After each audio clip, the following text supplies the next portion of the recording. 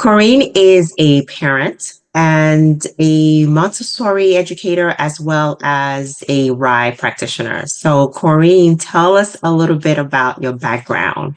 Hi, everyone. Hi, Brunette. Thank you for having me on this. And I always enjoy our conversations. A little bit about me. I have two grown children, 23 years old and 17. I first stumbled upon Montessori when my oldest was three and a half, and was looking for more experiences. And a friend of mine introduced me to a small Montessori school, and I was blown away. I just loved the child-sized furniture. I loved the freedom to choose. I loved watching children washing windows, engage in purposeful work, and everything was so experiential.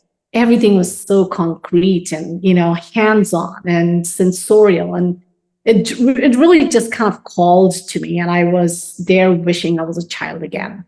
And that's where my journey began. I started attending parent education workshops at the postdoc school in Bel Air. It's one of the AMI certified, really kind of rooted in Montessori philosophy. I loved it. And just was hungry to know more, was hungry to get certified. And that's where my journey began. I first started my first experience after substituting at the postdoc school on various occasions, attending their workshops, attending their parent education evenings. I found myself being called to guide a toddler class in my daughter's then Montessori school. And I'm so grateful for that experience. I had a little experience as a mom, and I had done my primary certification, but I didn't know much about toddlers. And there I was, just kind of learning. And I loved that age because my youngest son was a toddler back then. And I just absolutely loved the learning journey that I was set on. And I found myself more loving the parent-teacher conference days and, stopping to answer the parents' questions. And I thought, my gosh, what we do in the class, there has to be some way for parents to really, I wish they were, they could be a fly on the wall to see how much their child is capable of and how a well-prepared environment can support them. I echo that. Yes. I can appreciate that. Yes. Yeah. And, and working in the classroom, we kind of attune ourselves to those nuances of holding ourselves back, allowing the child space and time, allowing them to explore and figure things out, allowing them all those finer nuances that kind of really make up the child. It's not just the goal, but the journey to that goal that is so important. And I think that is what I come away learning with every class, every interaction. And so what I do now is I host parent-infant RI-inspired classes, and I do parent-toddler, Montessori, and RI-inspired. And my goal is really to help parents understand their children, to slow down, to follow the pace of their child, to follow their interests, and to see what skill is emerging, what skill are they trying to develop, and yeah, very good.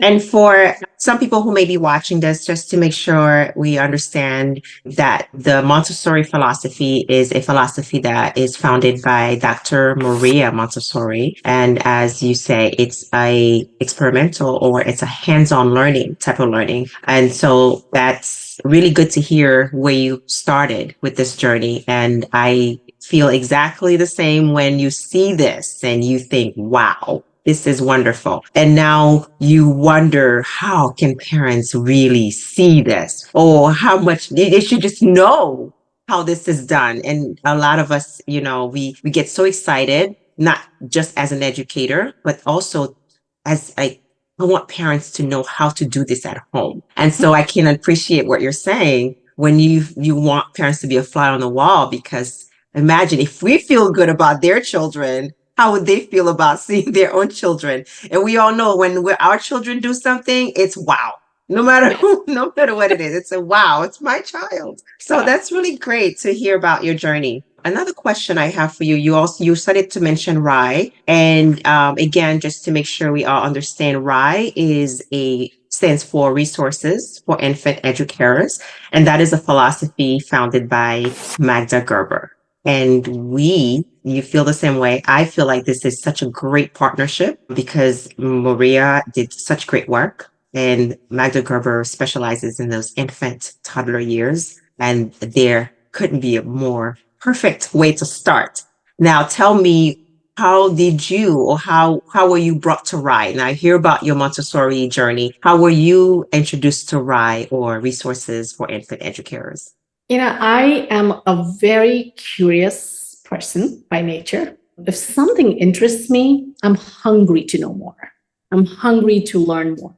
And so during COVID, right when COVID hit, I had already started these classes, the parent-child class that at the neighborhood library, and then I converted my formal dining room at home to accommodate 4 parents and set up a space. And they were already looking for more. There were more parents interested. And I'm always on a learning journey. And I remember attending one of Simone Davis's workshops online. And the sweet Montessori lady, I know she's in Africa, who co-authored the book with her, happened to mention RIE and how that experience helped her with her children, was such a great platform for a Montessori journey, just that building that relationship with the child. Immediately, I was researching about RIE, and everything that was on their website just sat with me so deeply, and I was more curious. I went online and I applied for the course. Unfortunately, in Houston, there are no RIE centers. I wanted to go and observe and see and learn more about it. I signed up for the course, the Foundations and Theory, and I just loved the pace of the course. I loved hearing about the relationship piece with a child. Montessori is more an educational philosophy. We see it mostly in classrooms, but I wish for every Montessori educator and every educator who works in early childhood programs to get a nugget of RIE and just do Foundations and Theory to understand the innate abilities of young children and how capable they are. Well said. Well said. I still remember the very moment I was introduced to RIE. Since then, I've had such a great team who keep supporting me in my journey in RIE. It's such a journey, and Montessori is a training that you can take over a span of a year or 2, and lots of practice is still needed. But RIE, it's what's interesting about it is they purposely want you to have a gap. Right? You learn one part and it's like, okay, you have to wait. You have to process this part here. And then a year later, you might be ready for the next one. And at first you think, well, why? But it's obvious there's so much to take in. There's so much to process and to come to an appreciation of. So it's a philosophy that really you need time to integrate yourself in it. And if it's not something you were raised with, you really need the time to process all of it. But it was during my infant toddler Montessori training that I was introduced to RIE, and I still remember Beverly Kovac was the first person who introduced me to this philosophy, and she was amazing. I'm forever grateful. She was very patient with me because, when you come from a Montessori background, you kind of have a whole different way of doing things because there's a lot of lesson that we give. We show first and then allow. And RIE is sort of opposite when it comes to infant toddler because it's like, no, just wait. Just wait and see what they're going to do. And of course, there's so many quotes by Magda Gerber that I love. I mean, just be careful what you're teaching. You might interfere with what they're learning. That's a big thing here. So I'm going to stop. I mean, it's wonderful. I mean, since then, I've had Ruth Ann, I've had Angela, I've had Patty Ryan. I mean, there's just so many people that are so supportive in this community. And so I can see why we're so excited about sharing with other parents, because it makes your life as a parent so much more manageable. It's as much as it seems like a very big thing to embark on, but it's actually helpful, because you think about when you go, when you're pregnant and you go shopping for your baby, there's so much out there. You don't even know where to begin. But then you get to understand how you can keep this so simple. I was very fortunate as a parent when I was introduced to this, and my first child was still very much young. So I was able to use that philosophy at home instantly. And I come home and tell my husband, we're not doing this, we're doing that. We're doing this, we're doing that. So it makes your life more manageable. You simplify things. You learn to, one of the things I think parents also don't get to do is care for themselves. Well, this philosophy allows you to care for yourself because you matter as much as you're a mom now with such a big schedule, but you care in a way that allows a child to be okay with being, so that you can get a cup of coffee, brush your teeth, take a shower. I mean, I talked to many parents who don't get to take showers in the first couple months of life of the new baby. They don't get to do that.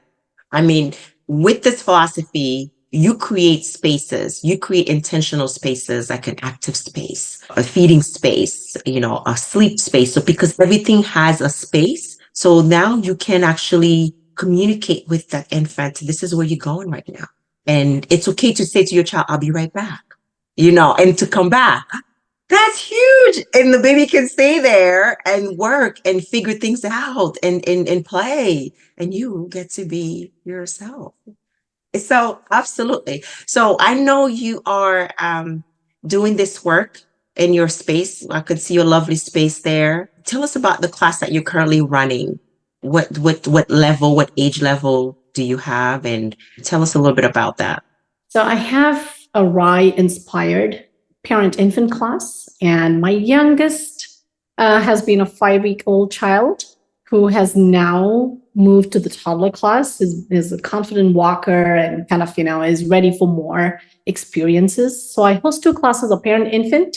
It goes from 5 weeks to 6 weeks, right up to they're confidently walking. So I don't put an age on that, but anywhere between 14 to 16 months. And then we come to the parent toddler class, which is kind of like a Montessori inspired space, but I use both principles. I use the principles of Rye and Montessori together in guiding. It's not a Montessori classroom where you're doing things, but it's more guidance for parents. Mm-hmm. So the parent class, the parents sit alongside the wall while the child explores. Mm-hmm. And we take home how to observe. What are we observing? Watch what your child is doing. Is that a sound? Is that grunt, uncomfortable sound? Is that they're trying to move their body and working towards something? Or is that a distress signal that they're seeking help? And I love that Rye philosophy is where you go up and say, I hear you struggling. Do you need help? Rather than going right there and saying, I know what you need, and fixing it, right? And yes. A colleague that I've been talking with very frequently and has become my mentor has this beautiful article called Begin as You Wish to Proceed. And for that, I use that phrase in my daily life. So what Can you repeat that again? It's called Begin as You Wish to Proceed. Begin as you wish to proceed. So what do you want to offer, introduce to your child that you can sustain, rather than, so are you becoming a crutch for the child? You are going to be their guide and support, right? And so when a child is reaching for something that is beyond their reach, are we going to let the child work towards and stretch their limbs and get that so they can feel confident in their efforts? Or do we put that in their hand? And what is the message when we do that?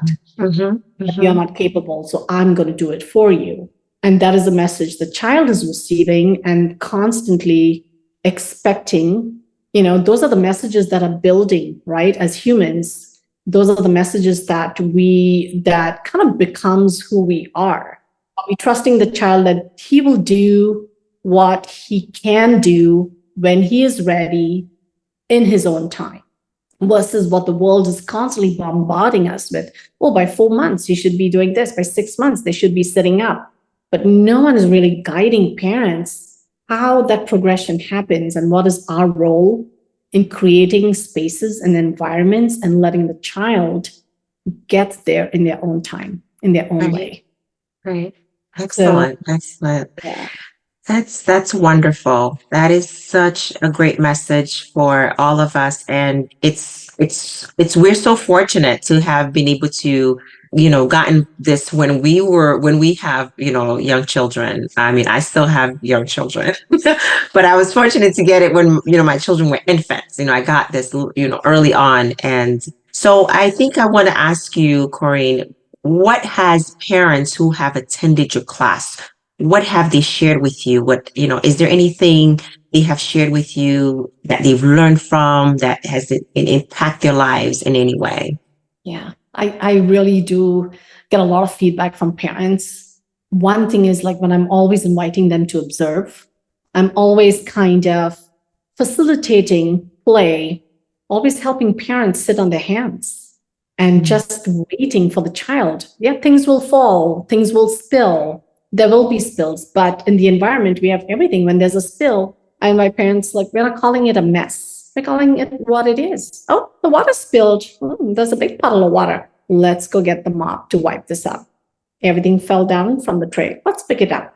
Rather than saying, it's a mess, let's clean up. It's guiding parents towards positive communication, describing what we see, giving children information. I feel like parents need a lot of guidance. And that's what I hear from parents is like, I am seeing my child with new eyes. I am seeing how much communication they're beginning to understand, because I model a lot of that in my classes. Like, even while stucking in a chair, a child sitting in a chair, letting them know, yeah, I'm going to tuck your body in, okay? I'm going to help your body be comfortable in the chair. And then giving them a moment to take that in and anticipate that I'm going to handle their body to kind of sit comfortably in a chair. All these little messages that come with respect that I've learned from Rai. And that has been life-changing for me as I see how children wait, they respond, and they don't have tantrums as much, because we are not just kind of handling their body without letting them know, but we're respectfully approaching them. And I think that is a big thing that parents take away, is communication, seeing them with respect, communicating every little thing that we're going to do to them before we act on it. Right. Meeting children where they are, right? Sometimes parents are our goals, our expectations, and we expect children to follow that. Right. And there's such a disconnect between that. I always invite parents to first observe. Children will show us what they're ready for. And in Montessori environments, like, that there is an indirect, preparation and a direct goal towards that. But I've learned with Rai is that they're going to explore it in ways that they can. And then when they're ready, saying, oh, look at that, there's a red cup and there's a red ball. What are they going to do? But is your child recognizing colors at that time? Most children, when you give them a red cup and a red ball, they just want to put the ball in the cup. They want to put it out. And I guide parents a lot in seeing what the child is showing you. And your answer is right there. Don't go looking on TikTok, on Instagram, and don't get bombarded with all the messages from all the parents saying, oh, but my child does this. And it's natural for parents to have all that anxiety and fear. And I told them the answer is right in front of you. Your child is showing you, and your child is going to be different and unique in the way he experiences. So be an advocate for him and celebrate where he's at, and trust that he will get to where he wants to be when he's ready. Right. And enjoy it. Enjoy the process. Yes. Enjoy. We forget to enjoy the process. Enjoy where they are. Yes. That's the key. And I was I'm thinking glad when you you brought said that up. the red ball and the red cup, and I was thinking, unintentionally, just being parent, we might say red. We Yeah. start teaching color and stuff. I'm Yes. like, they're not thinking that. They're just They're not thinking thinking, that. what can I do with Yeah. these two things? And what can I hear? What am I going to do? What happened? That's it. And we just have to just be okay with that. Be Right. okay. The colors will come. Don't interfere with what they're learning, right? I just love that quote. I can see Yes. it. Always tell um, people, let's avoid asking the questions. Always constantly quizzing them. What is this? What is this? What color is this? Show me this. Show me that. I had an experience at the museum, at the Children's Museum, where I facilitate play on some Tuesdays. There was a parent who asked, show me this, show me that. And the child first said, no. Is this yellow? No. And he was just, and I could see that the parent, I had compassion for the parent because she wanted to make sure that he knows what he knows. And then seeing the child being like, stop testing me. Stop testing me. Let me just be. Let me just enjoy and explore in the way that I will. I wish parents would kind of step back and just say, we don't need to prove. They don't need to prove to us that they know. And this is that's such a why great example. it is. Yeah. Yeah. And your child This is is such telling you, I don't like it. yeah. No. And at the end, he just said no in a very loud, very frustrated way. Oh, wow. And the parent was feeling defeated. And I really want to go hug the parent because to tell your child was telling you right from the beginning, no, don't do this. Don't do this. Let me be. And that's the disconnect between a parent and child relationship. But like you said, enjoy the moment. We don't need to test them all the time, but just enjoy and what we Yeah, as you mentioned that, I'm thinking also, of course, another right philosophy or a typical thing to say is is it your agenda or is it the child's agenda, right? So it's maybe it was the parent's agenda to figure out does my child know these color, and the child's agenda was to just manipulate. And those agendas didn't connect. And that's where we bump heads. We didn't connect. And so, and this is why I think sometimes Montessori connects really well, as much as there's some differences, but there's so many similarities because as you relating this experience, I'm thinking, how would we do that in Montessori? Well, Montessori at home could probably say something if we really wanted to know what the child knows as color, or you really wanted to teach them color, right? It's his adult agenda. You might say, well, we have two shirts to pick from. Would you like to wear the yellow shirt or the red shirt? So it's almost like discreetly asking to see if your child knows the color, but you're not really testing. It's like, would you like the yellow shirt? Would you like the red shirt? And then the child might say to you, I want the red shirt. And if they pick the yellow, then you know. If they say red and pick the yellow, then there's your answer. And if they say red and they pick red, again, there's your answer. So it's really about, wow, two great philosophies, wonderful way for us to, enjoy parenting and still get to know what we need to know without interfering with the child's agenda. So I am so glad we got to talk today. As a one more question or last question, if the people in your community tell us where you are and what if there was a message you would like to let people know in your community, what would it be? Where are you located and what message would you like to share with your community?